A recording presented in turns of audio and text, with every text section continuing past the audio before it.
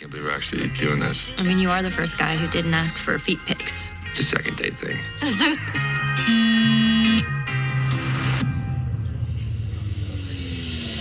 Somebody sent me this. It's just dumb kids trying to mess with you. It's weird. I mean, who do you think it is? Oh, I don't know. We can figure this out. I think you gotta be within 50 feet to send and drop. So, it's someone in the restaurant.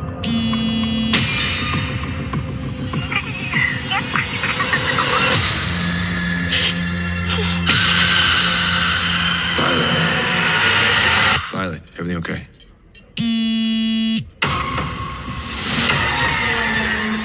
Yeah, I'll be right back.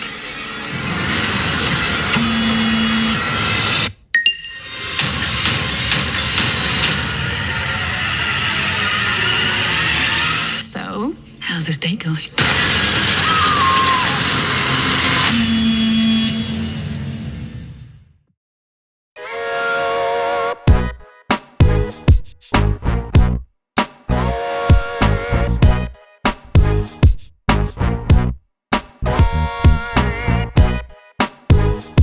Welcome back to the channel, everyone, where we love talking about movies more. I'm your host, Mason Phillips, and today I have a new movie review for you for the new Blumhouse thriller film, Drop. Before we get any further in this review, I want to ask you guys to hit that like button, subscribe, and hit the bell icon so you get notified when new videos go live on this channel. When you guys do that, it always helps me out, and I greatly appreciate it. Now, let's talk about the plot. Everyone's a suspect. Violet, a widowed mother on her first date in years, arrives at an upscale restaurant where she is relieved that her date, Henry, is more charming and handsome than she expected. But their chemistry begins to curdle as Violet begins being irritated and then terrorized by a series of anonymous drops to her phone. All right, so the movie Drop. This was a movie that was not on my most anticipated films to see of 2025. I didn't really know it was coming out at the beginning of the year, but when I first saw the trailer for this film at the theater, I was very intrigued by this project. It's one of the few films where I saw the trailer in the theater first, didn't watch it online. I didn't know this movie was coming out, didn't know anything about it. But when I saw that trailer, I was very intrigued by the plot. I was very intrigued by the subject matter. It's one of these thriller films that's stuck in one location, very Hitchcockian is what I've been hearing a term thrown around about this film. I'm not very familiar with Alfred Hitchcock films, but apparently this film really evokes a lot of the same material that comes from an Alfred Hitchcock film. For me personally, I like these thriller type films. I like these films that are in a very confined setting and it's up to one character to figure out what's going on and trying not to tip off the bad guy. Our main actress is put into a tight situation. This is not a spoiler. This was in the trailers. She's told to kill her date. And so she's put in this tight situation where if she doesn't do this, people involved will then kill her son. So she's put in this situation where it's either save her son or kill her date. And now we got to see how is she going to get out of this situation. And so I think this movie played this whole plot off very tactfully. I thought it was put together pretty well. There are some things where you have to kind of stretch your imagination and things that don't quite make complete sense. Overall, I think this was a very well done film. I was kind of gripped from the beginning to the end, especially as we get into that final act. The big climactic moment of this film did have me really engaged with the plot, and I was kind of on the edge of my seat wondering how is this all going to play out. And I think it was all crafted very well. I found myself pretty entertained for the most part, and I believe this is my first Blumhouse film that I've seen. Usually I'm not a big horror fan. This is more a thriller. This isn't really horror. So this one was just right up my alley. I love watching these kind of movies. They're not the best movies you're going to see all year, but when they're done right, like this movie is, they work out pretty well. The cast was pretty good. It's kind of interesting how this all plays together because it's kind of like a bad date movies going on with Brandon Sklenar's character. He's our main actor in this. And I know him from the Yellowstone prequel series 1923. That's where I was introduced to this actor. A very good actor. And so keep your eyes out for this guy. I think he's going to be in a lot of different roles coming up very soon. But 1923 is where I know him from. He's very good in that show. So it was a pleasant surprise to see him in this film as well. So he's on like a bad date movie and things are pretty awkward. I think this film actually does capture those awkward moments you have on a first date when you don't really know this person that you're trying to get to know. I thought the awkward moments were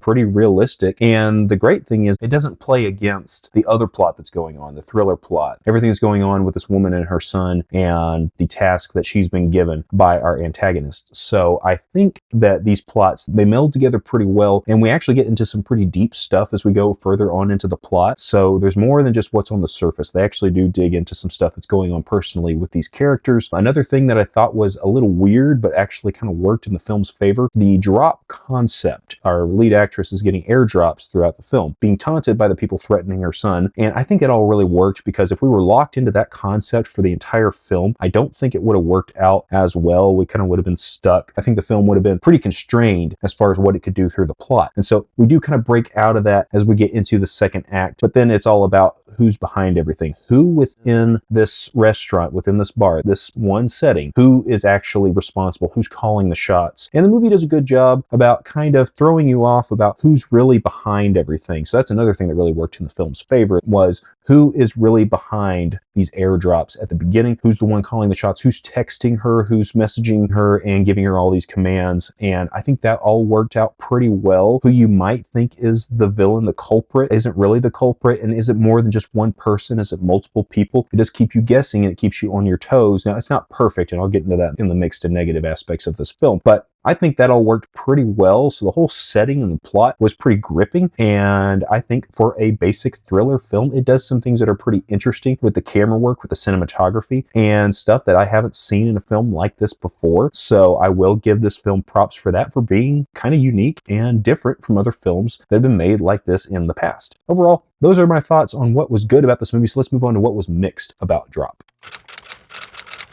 So what was a little mixed was the final reveal of who the bad guy is, who the villain is. I'm not going to spoil who it was, but when we get to that revealed point, it's somebody that I should have known was the bad guy. Somebody that I've seen play these kind of characters in the past. When this person shows up, when it's revealed who's really behind everything, who's pulling the strings, that I should have guessed. The film does kind of keep you on your toes and kind of keeps you guessing about who it is that's really doing it. But when the reveal does come, that was kind of a no-brainer for me when it actually all came together. Somebody that I was thinking was actually going to be the culprit. And then you kind of forget about this person because the movie doesn't stick around and really show them as somebody who can be antagonistic. It kind of makes you forget about this person. So it kind of works in your favor that the movie's not constantly going back to this specific character. It does work in that instance, but when the reveal comes, this is an actor who has played roles like this before, so I should have known that that's the direction the movie was going to go in, but regardless, that's just kind of how it all came to be. Another thing that was a little mixed was that you do have to kind of stretch your imagination with the way certain things play out as we get into the climactic ending of the film. There are certain things that happen to certain characters, and I don't want to spoil anything, so I'm having to be pretty vague here, but there are certain things that happen when we get into the final act. There's a few things you really just have to stretch your imagination, and you kind of have to go out of the realm of believability with a few things. It's going to happen in movies like this with thrillers. They always kind of stretch things just a little bit. It works for me overall, but I can also kind of see the cracks in the plot. I can see that was a little ridiculous, but overall the whole piece does work, so I'm going to give you a pass on that, but it does fall in the mix category with this film.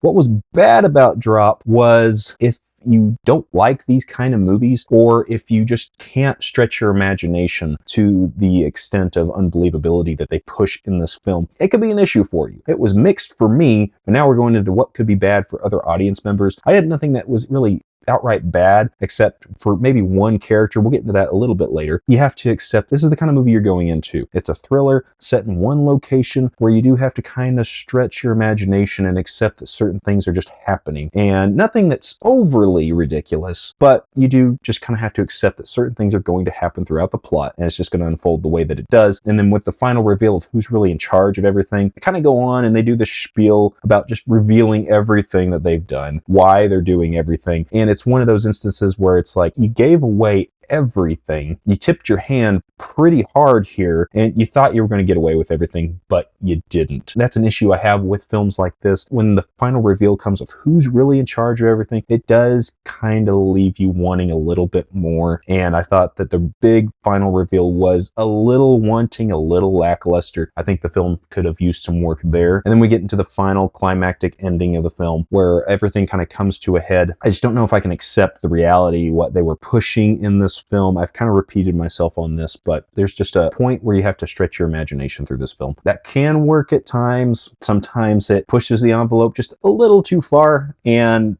maybe they could rein things back a little bit as well. Let's backtrack a little bit. There's a waiter character that can kind of get on your nerves a little bit. One character specifically that I didn't really like too much. The movie also addresses the ridiculousness of this character. Somebody that kind of gets on your nerves, and you really just kind of have to accept that this is a character that's going to kind of rub you the wrong way, but is also kind of rub the characters in the film the wrong way. So it's one of those instances where the audience and the main characters are kind of on the same page with how to view this one side character. So somebody that doesn't really detract from the movie too much, but was kind of an annoyance and was a little cringy to listen to and watch at times. Didn't really care for the direction they took this guy in. There's a few times when they try to make this character funny, and sometimes it works. Oftentimes I don't think it did. That's where I think they could have just adjusted that, maybe left that character out, or just tweaked him a little bit. Overall, this film was still very enjoyable. So some things that don't quite work for me, some things that might not work if you're not too much into these kind of movies. But regardless, that's what was bad. Let's just move on to my final thoughts on Drop. I really did enjoy this movie. It's a typical thriller film. If you're not into these movies, it's probably not going to be for you, and you're probably not going to enjoy it. But if you like these kind of movies, I think this one's right up your alley. I think that it does some unique things that I haven't seen in the genre before, and it does some tricky things with the cinematography, with the camera work. I think that the plot was, while not a super deep plot, was pretty engaging. I was on the edge of my seat pretty much all the way through till the end. So overall, while I have a few nitpicks with this film, it does work. I think it's a pretty interesting thriller, a pretty unique thriller. I've never really seen one like this from the genre. Hats off to the creative team for doing something a little different with a film like this. So Drop was a pretty simple film at the end of the day, but one that I really enjoyed. I really recommend it. I got a big kick out of this movie, and I think you're going to enjoy it. If you're into these kind of thriller films that are set in one specific location, or one person is put in this impossible scenario, I think you're really going to enjoy this film. If I'm going to give this movie a rating, it's got to be a 4 out of 5 or a B+ on the letter scale. If you have seen the film Drop, go down in the comment section and let me know what you thought of this film. I'd love to hear from you. Remember to hit that like button, subscribe, and hit the bell icon so you get notified when new videos go live on this channel. When you guys do that, it always helps me out. I greatly appreciate it. Hope you all have an awesome and a fantastic day, and I'll see you in the next video.